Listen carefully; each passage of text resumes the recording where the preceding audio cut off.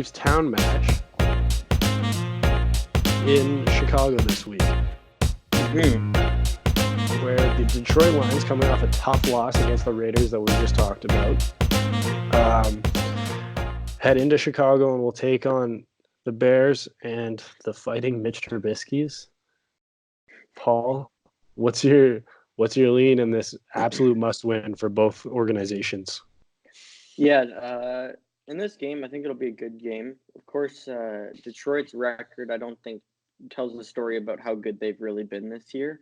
They've been one of those teams that have been fun to watch. They've been competitive.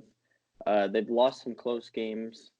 And, yeah, their record really doesn't tell the whole story. With Chicago, I think their record tells the story. They've been a huge upset. Mitch Trubisky's kind of a joke. So their defense seems to have given up early on. Maybe they'll keep trying, but I have Detroit winning in this game. I think it'll be probably a touchdown spread. I just think Detroit's the better team, and Matt Nagy, I think, is losing his mind a bit with Chicago. So, yeah, I'm going Detroit. So granted, Trubisky missed like a game and a half with an injury, but listen to this. These are Stafford's numbers, and these are Trubisky's numbers.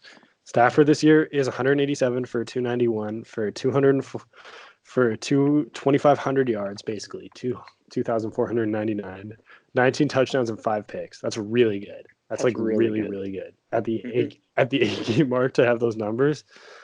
These are your boy Mitchell Trubisky's. 136 of 216, which is for 1,200 yards. 5 touchdowns and 3 picks. That's rough. That's rough. And if you watch him play, it's even worse than the numbers tell you. He's averaging under a touchdown pass a game. And that number still seems high when you watch him play. Yeah, that's crazy. It's rough right now in Chicago. And this team is they're definitely on the track of being the most disappointing team of 2019. Yep. After the season they had last year.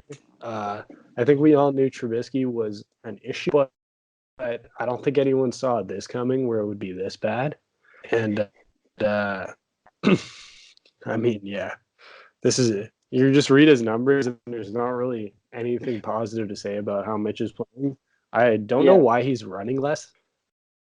That's the one thing. I saw a tweet. I saw a tweet and it was just like, why don't the Bears just run the Ravens offense? Like, obviously he's not as good as Lamar. He's not the athlete Lamar is, but like that offense would accentuate his best skills. So like, let's just try it here. Like we tried the stand in the pocket, try and throw the ball thing, and that's not working. So let's try something new here before our season ends, because this is just not going well right now.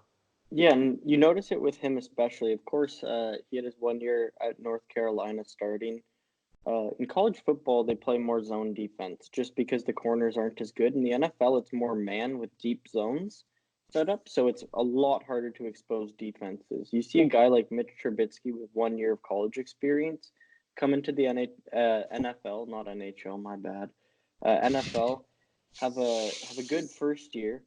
I think a lot of that scheme, a lot of it's running the ball, been a kind of balanced offense. And then you look at him now and he's struggling to read open receivers. I think a lot of that is he hasn't adjusted to the NFL game. And I think a big part of that is the fact that he only started 1 season in college it hurts him. My biggest concern isn't even his reading of the defense. It's that the amount of times he just consistently airmails wide open guys, not even far downfield. Like there was the play that went viral on Twitter was the 5-yard out that he missed by like 6 yards, and it was rough. Like he couldn't have missed that much worse. Those are the backbreakers, and it hurts. I'm curious to see how the defense for them plays this week, because the defense is just it's like you wouldn't think it, but it's just such a mental side, and like how motivated you have to get up for it.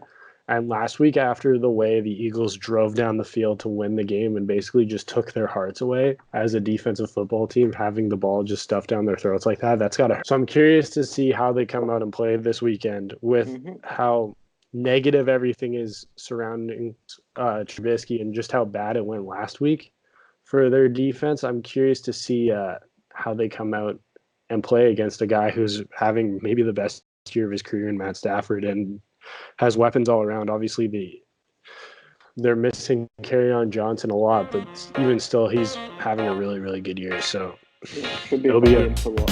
That's definitely the matchup you want to watch. If you're going to watch this game, and you're flipping, you want to watch when the Lions have the ball, and you don't want to watch when the Bears have the ball. Let's